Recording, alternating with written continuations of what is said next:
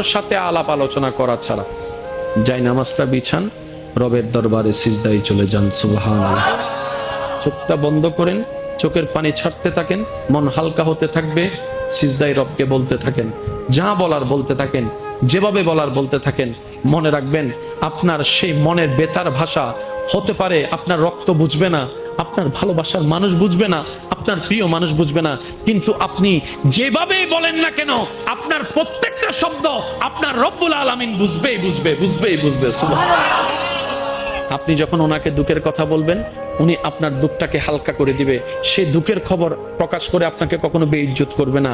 আর আপনি যখন সুখের খবর পেয়ে রবের দরবারে সিজদায় চলে যাবেন, তখন আল্লাহ তাআলা খুশি হয়ে আপনার সুখটাকে আরো বাড়ায় দিবে। লা ইন শাকারতুম লা আযীদান্নাকুম আয়াতের উপর আমল হয়ে যাবে। আপনি শুকরিয়া করতে থাকবেন, সুখটাকে বাড়তে থাকবেন, সুখের কথা বলতে থাকবেন, রব্বুল আলামিন দেখে দেখে আপনার সুখও বাড়ায় দিবে।